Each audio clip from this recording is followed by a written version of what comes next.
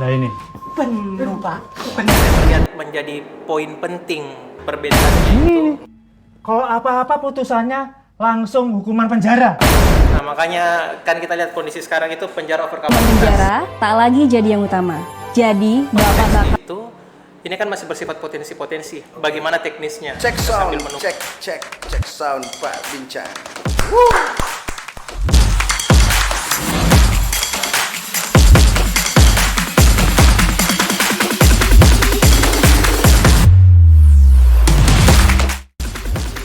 Jadi ini kopinya.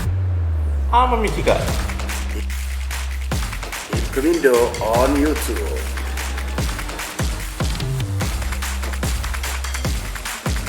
Assalamualaikum warahmatullahi wabarakatuh. Salam sejahtera untuk rekan-rekan PK sekalian dimanapun Anda berada. Kembali lagi di podcast kesayangan kita, Pak Bincang, podcast resmi Ipkemindo Sulsel dengan tagline Ruang Bicara Jaga Asa. Nah, untuk episode kali ini kita hadir dengan tema yang seru dan sangat fundamental untuk kita bahas selaku pembimbing kemasyarakatan. Tema kita kali ini yaitu peran kunci pembimbing kemasyarakatan di KUHP yang baru. Yang mana di tahun 2020 nanti, di awal tahun ya kalau tidak salah, nanti resmi berlaku KUHP yang baru. Yang mana di KUHP sebelumnya, di KUHP lama itu, cara pandang atau paradigmanya masih cara pandang menghukum. Namun di KUHP yang baru nanti pendekatannya merupakan pendekatan pemulihan atau pendekatan restoratif. Yang mana KUHP ini saya rasa sangat penting untuk menunjang tugas pokok dan fungsi pembimbing kemasyarakatan untuk menjalankan tugas ke depannya. Nah, untuk membahas itu, kami telah kedatangan seorang narasumber yang menurut kami sangat representatif dan kompeten untuk membahas ini. Beliau adalah seorang pembimbing kemasyarakatan ahli muda, sekaligus penulis buku yang berjudul Pembimbing Kemasyarakatan. Nanti di link deskripsi untuk bagi yang teman-teman rekan-rekan PK sekalian, untuk pembelian nanti ada di link deskripsi. Oke, kita sambut saja Bapak Muhammad Fauzan Sarkasi. Saya panggil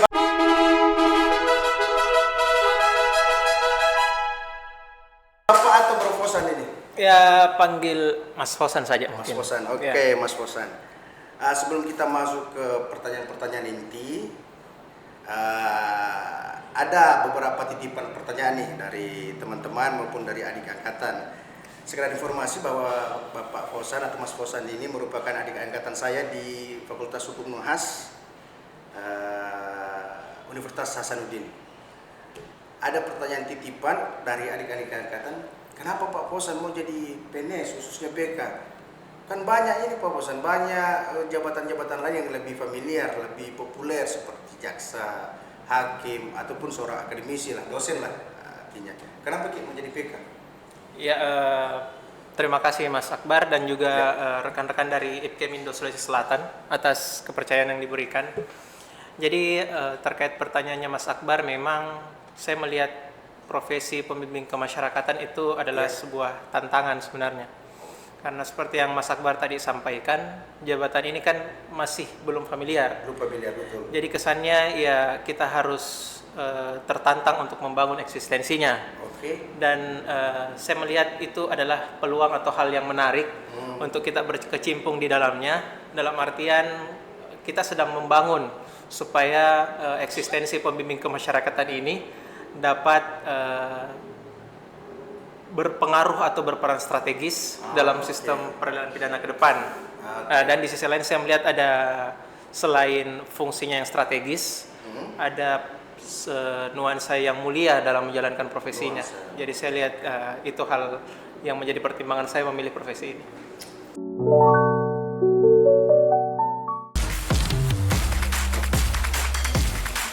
Sangat luar biasa Pak Fauzan Sarkasi ini.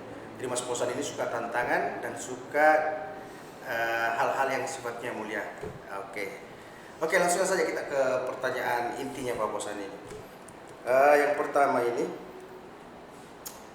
kan masih berlaku ini KUHP yang lama, Ya.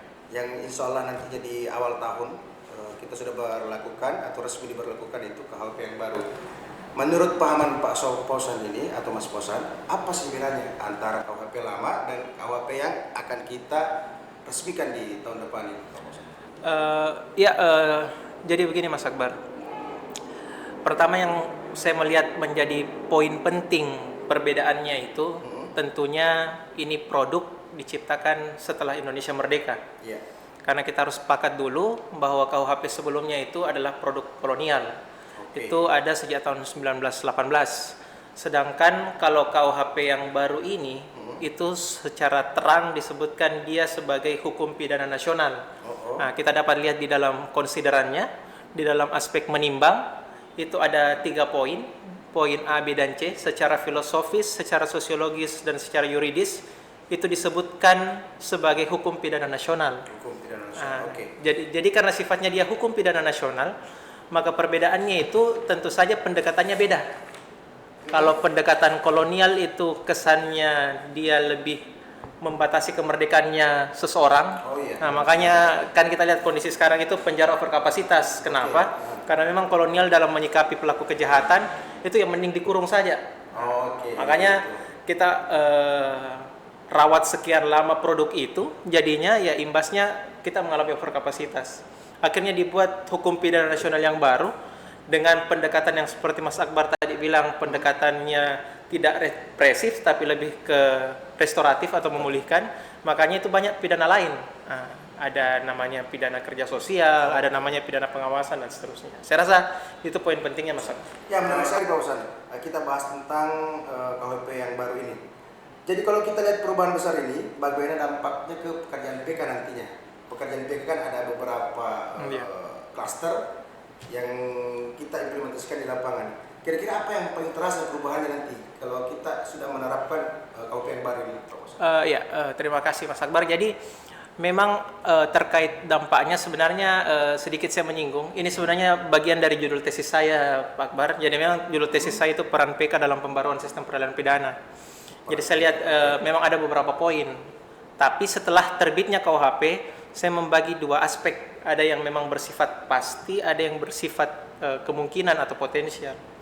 Jadi yang bersifat pasti dulu adalah yang memang disebutkan secara jelas PK di dalam pasal KUHP. Jadi itu kalau tidak salah ada 2 pasal yang dalam konteks pidana, dalam konteks terpidana dewasa yang memang disebutkan, yakni berkaitan dengan pidana pengawasan. Kalau tidak salah di pasal 76 ayat 6 bahwa memang dalam konteks pengawasan, pelaksanaan pidana pengawasan ini jaksa berkolaborasi dengan PK. Oh, kolaborasi. Iya. Oke. Jadi berdasarkan informasi dari PK, jaksa bisa memperpanjang atau memperpendek masa pengawasannya. Itu di pasal 76 ayat 6 dan selanjutnya kalau tidak salah di pasal 85 ayat 8 itu berkaitan dengan pidana kerja sosial bahwa memang pembimbingannya itu dilakukan oleh PK dan pengawasannya itu dilakukan oleh jaksa. Nah, itu kalau bersifat pasti. Jadi kalau ditanya tentang apa perubahannya itu yang secara pasti di situ dalam 2 ranah itu. Tapi kalau bersifat potensial atau yang bersifat kemungkinan atau ada dukungan penguatan peran itu, tentu kita lihat di dalam konteks pasal-pasal seperti tujuan pemidanaan. Di tujuan pemidanaan itu ada poin yang mengatakan bahwa di poin B salah satu tujuan pemidanaan itu adalah memasyarakatkan terpidana melalui fungsi pembimbingan. Yang kedua itu di poin C-nya bahwa memang penyelesaian konflik dengan cara memulihkan keseimbangan. Kan memulihkan keseimbangan itu erat sekali dengan SPPA. Iya, betul. Bagaimana di restoratif dan bagaimana konteksnya PK diperkuat memang di dalam SPPA karena memang restoratif. Nah, belum pada aspek lain seperti pasal terkait pedoman pemidanaan. Hakim dalam menjatuhkan pidana itu harus mempertimbangkan di poin G-nya itu riwayat hidup, kondisi sosial dan kondisi ekonomi. Yang tentunya juga erat kaitannya dengan produk litmas di dalam SPPA. Belum lagi pasal terkait gugurnya kewenangan penuntutan, itu salah satunya ketika telah ada penyelesaian perkara di luar sistem peradilan pidana, maka perkara itu bisa tidak dilanjutkan. Dan ini yang erat dengan konteks ADR, Alternative Dispute Resolution atau diversi dalam bahasanya di dalam SPPA. Saya rasa itu, Mas. Oke, begini Mas Posan, sebelum kita lanjut ke pertanyaan selanjutnya, karena Mas Posan tadi sudah menyinggung tentang produk Bapas ya, dari Mas. Berarti nanti di litmas itu kan di kolom akhir kalau tidak salah ada rekomendasi. Ya. Artinya ada relevansi ketika pembimbing kemasyarakatan dalam produk litmasnya menyantumkan sebuah rekomendasi. Ada relevansinya dengan tuntutan jaksa ataupun putusan hakim, begitu maksudnya, Mas Bosan? Saya harus disclaimer dulu. Sebenarnya dalam konteks itu, ini kan masih bersifat potensi-potensi. Bagaimana teknisnya? Kita sambil menunggu KUHAP, bagaimana hasilnya itu, dan juga penerapannya itu kita masih menunggu. Cuma kalau saya melihat dalam konteks beberapa negara, dan bagaimana perkembangan hukum pidana nasional dalam beberapa peraturan internal dari APH, memang kalau dalam konteks internasional itu, produk litmas dalam perkara dewasa itu memang menjadi hal yang krusial, tapi untuk ketika hakim atau aparat ingin menjatuhkan pidana berbasis komunitas, seperti pidana pengawasan atau pidana pelayanan masyarakat atau pidana kerja sosial, itu di beberapa negara memang membutuhkan litmas. Oke. Kalau di luar negeri, ya betul-betul. Jadi dia kayak semacam, kalau di luar negeri kan bahasanya pre-sentence report. Jadi dia itu kayak semacam ketika jaksa misalnya beranggapan bahwa kasus ini misalnya ancamannya di bawah 5 tahun, baru misalnya putusan hakim kemungkinan di bawah 6 bulan, atau dalam pidana pengawasan konteksnya mungkin di bawah 3 tahun dan seterusnya, itu kemudian jaksa bisa meminta penggalian data dari PK. Jadi PK sendiri yang akan mengukur. Kenapa harus diukur? Harus dicari tahu apa kebutuhan pemulihannya ini. Karena kalau dalam pidana pengawasan, kalau dalam beberapa case itu sebenarnya hanya ada beberapa situasi yang membutuhkan peran PK. Itu ketika apa? Ketika membutuhkan syarat khusus. Jadi pengawasan itu kan ada syarat umum, syarat khusus. Syarat umumnya tidak melakukan pengulangan. Syarat khususnya itu bisa memberi ganti kerugian kepada korban atau menjalani rehabilitasi. Nah, dalam konteks menjalani rehabilitasi ini membutuhkan litmas. Iya. Jadi nanti PK di situ bisa merekomendasikan seperti yang Mas Akbar tadi bilang di rekomendasinya, bahwa yang bersangkutan ini bisa diterapkan pidana pengawasan dengan menjalani proses rehab misalnya di BNN atau menjalani pemulihan adiksi alkohol di mana dan seterusnya. Nah, begitu juga dengan pidana kerja sosial. Jadi di pidana kerja sosial dilihat kompetensinya terdakwa, bisa bekerja di bidang apa, dan PK sendiri yang akan merekomendasikan tempatnya di mana. Nah, tempatnya, lama waktu pelaksanaannya, PK sendiri yang kemudian selanjutnya akan dipertimbangkan oleh aparat penegak hukum. Jadi saya rasa itu, Mas. Ternyata rekan-rekan PK sekalian, tantangan kita ke depannya akan semakin berat. Yeah. Namun itu jangan sampai membuat kita menjadi lemah atau menjadi tidak bersemangat. Tentu malah sebaliknya, ini merupakan sebuah tantangan yang harus kita hadapi bersama. Oke, kita lanjutkan Pak Bosan ini. Karena sejauh ini sebenarnya kita sudah melakukan tugas pokok dan fungsi kita sebagai seorang pembimbing kemasyarakatan kaitannya dengan pendampingan anak. Yeah. Yang kemudian dibungkus oleh aturan khusus, yakni Undang-Undang SPPA. Nah, tentu dalam Undang-Undang SPPA kaitannya dengan produknya Bapak adalah litmas, ya, penelitian kemasyarakatan. Yang selama ini kan merupakan salah satu tools kita untuk melakukan pendampingan anak, memastikan bahwa hak-hak anak itu terpenuhi. Nah, kemudian pertanyaannya, apakah kedua hal ini dalam maksud saya dari Undang-Undang SPPA dengan KUHP yang baru ini saling berkaitan atau bersinggungan, Pak Bosan? Terima kasih, Mas. Jadi memang kita harus akui bahwa kehadiran SPPA itu merupakan cerminan dari bagaimana perkembangan hukum pidana. Jadi memang wajar ketika hukum pidana nasional yang berlaku secara umum ini secara general itu merujuk kepada SPPA.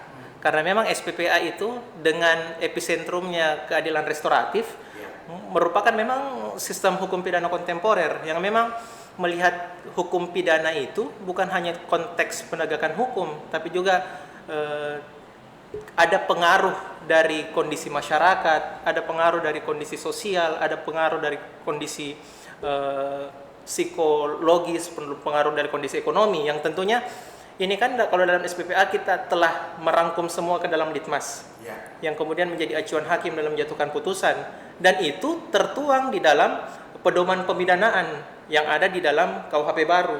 bahwa hakim tidak serta-merta menjatuhkan putusan apakah ini sesuai dengan unsur-unsur tidak pidana, apakah ini telah memenuhi unsur kesalahan atau ini bersifat melawan hukum. Bukan cuma sekedar itu, tapi memang di dalamnya ada pertimbangan-pertimbangan lain. Itu seyogianya harus kita akui bahwa memang dia merujuk kepada konsep dalam SPPA. Artinya kita sebagai PK seharusnya idealnya tidak kaget lagi dengan seperti ini, karena habit sebelumnya itu carry over ke KUHP yang baru ya, seperti Pak Mas. Betul Mas. Oke, selanjutnya Pak Mason ada pertanyaan nih yang saya rasa ini penting bagi rekan-rekan PK sekalian di manapun Anda berada, dalam konteks secara mentality maupun kesiapan. Maksudnya begini, bagaimana seorang PK ini secara sigap dan secara siap menghadapi KUHP yang baru, apa yang perlu dipersiapkan dalam konteks ini? Sigap artinya mental kita seperti apa, kalau bahasanya tadi di sini siap, perlakuan apa atau persiapan apa yang harus kita pedomani untuk menjalankan KUHP yang baru ini, Pak? Terima kasih. Ini pertanyaan menarik sebenarnya, karena itu selalu saya sampaikan dalam beberapa literatur, memang bahwa produk hukum yang bagus itu bukan cuma dalam konteks substansinya, tapi memang realisasi dari keinginan dan harapan dari produk itu bisa terlaksana. Jadi memang di situ unsur kepastiannya. Jadi kalau ditanya apa yang mesti dipersiapkan, tentu saja pertama peningkatan kompetensi. Kita harus akui bahwa kehadiran PK dalam konteks ini itu karena diharapkan oleh sistem peradilan pidana itu mengedepankan evidence base. Maksudnya ketika kita ingin merekomendasikan hukuman, itu memang benar-benar berbasiskan bukti, berbasiskan telaah ilmiah, berbasiskan sesuatu yang bersifat rasional. Dan itu memang tertuang di dalam litmas. Jadi ketika kita merekomendasikan sesuatu, kalau misalnya kita dari beberapa aparat ada produknya surat dakwaan, ada pledoi dan seterusnya, kita mempunyai nilai jual dalam konteks litmas. Bargaining kita ada di litmas. Jadi itu produk kita. Bagaimana produk litmas kita ini bersifat betul, setidaknya mendekati ilmiah lah. Maksudnya kita dapat mempertanggungjawabkan validitasnya, reliabilitasnya. Jadi betul-betul kompetensi itu yang kita mesti perkuat. Dan menariknya dalam konteks PK, ini bukan hanya pengetahuan hukum, tapi di dalamnya ada pengetahuan psikologi, pengetahuan sosiologi, pengetahuan ekonomi, pengetahuan parenting dan seterusnya. Jadi itu yang pertama mesti kita persiapkan. Yang kedua, PK ke depan itu, dan mungkin memang setelah sebelumnya memang kita dituntut sudah seperti itu, adalah bagaimana peran kita dalam berkolaborasi. Jadi peran kita dalam berkolaborasi, bagaimana dalam berjejaring, karena kebutuhan kita ke depan bukan cuma dalam konteks lingkaran sistem pemasyarakatan, tapi juga bagaimana kita menggandeng unsur-unsur terkait. Kita bisa berbicara tentang pidana pengawasan dengan unsur-unsur atau lembaga yang bergerak di bidang sosial, atau misalnya masalah pelayanan masyarakat atau masalah kerja sosial, ada tenaga kerja, dinas pertamanan, dinas permukiman, betul, termasuk stakeholder swasta yang memang relevan dengan pelaksanaan itu. Dan yang ketiga mungkin yang mesti dipersiapkan adalah bagaimana peran PK sebagai manajer kasus, manajer case. Karena kita harus akui bahwa ke depan beban kerja akan bertambah. Jadi bagaimana PK mensiasati dengan memberikan skala prioritas ke dalam tiap-tiap pekerjaan. Jadi memang ada klien tertentu yang membutuhkan perhatian khusus, ada klien tertentu yang istilahnya tingkat perhatian kita bisa lebih rendah sedikit karena kita prioritaskan kepada klien yang lebih membutuhkan atensi. Saya rasa itu, Mas.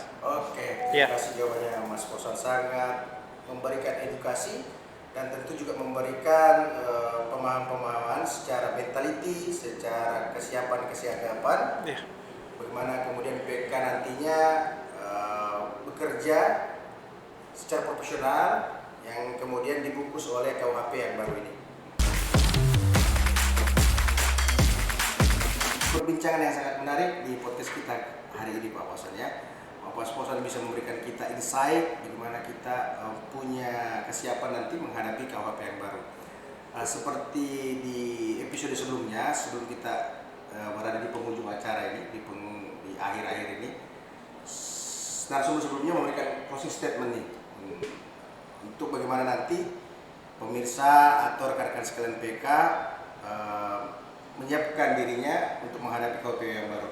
Mungkin ada closing statement Pak Mas Kosan. Ya, terima kasih Mas Akbar. Jadi Ya.